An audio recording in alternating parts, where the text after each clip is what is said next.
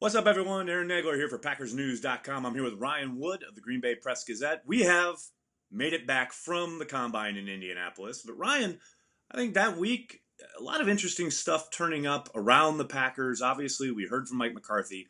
We heard from Brian Gutekunst. What was your initial impression coming away, not only with the team itself, but with the prospects kind of on hand and working out?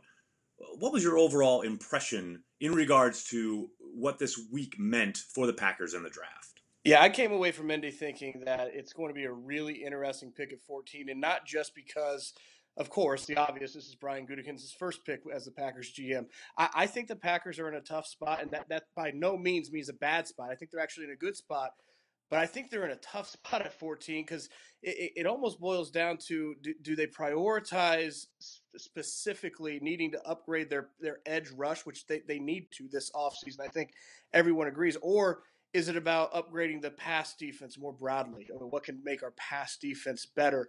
And if that's what they decide, I think it's going to be interesting whether they go after Bradley Chubb. When you look at edge rushers, specific edge rush prospects, they're almost going to have their pick of the Marcus Davenports, the Harold Landrys, the Arden Keys at 14, whoever they like there, they're probably going to be available.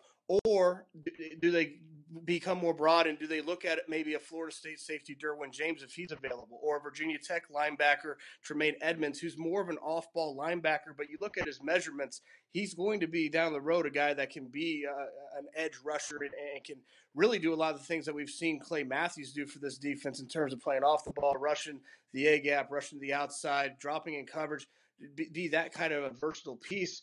So it's going to be interesting to see how the Packers prioritize this, because there's going to be a lot of options. But just because they have their pick maybe of edge rushers after Bradley Chubb, that not all those guys are going to boom. Some of those guys are going to Right. bust. It's a gamble. As Mike Mayock said in Indianapolis, you're kind of reaching at the edge rush. It's not a great edge rush class. So now some of those guys are going to be studs down the road. So it's going to be real interesting to see how the Packers prioritize their needs, whether specifically upgrading that edge rush, which wins games, it wins championships if you have a good edge rush, or if it's about what can make the defense better as a whole more broadly.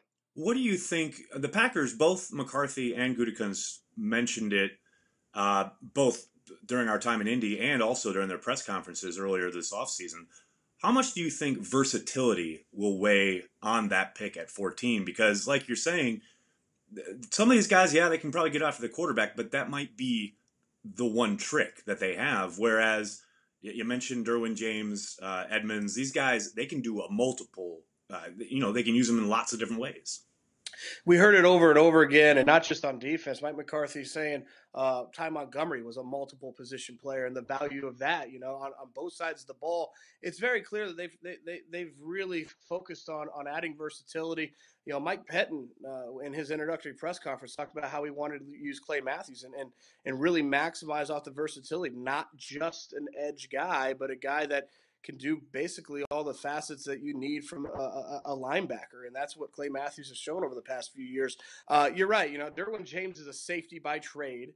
Tremaine Edmonds is an off-ball linebacker, really an inside linebacker by trade, but to really call them what they're listed as is a disservice. I mean, those are queens on the chessboard. That's what they can do.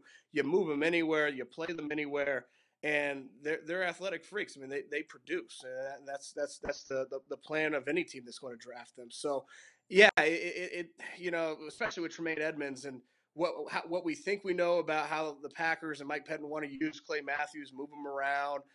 Tremaine Edmonds can do that. It'd be really interesting to have two of those guys, and a Clay Matthews and a Tremaine Edmonds. Not to mention for Edmonds' development to be able to learn from a Clay Matthews who has proven he can have that versatility. Yeah, it'd be really interesting to see a lot of the pre-snap stuff, what they're able to do on defense. There you go. All the latest coming off the Combine. Ryan, we've only got, 2 more months to debate all this, so looking forward to that. All the latest. Make sure you're checking PackersNews.com. For Ryan, I'm Aaron. We'll talk to you soon.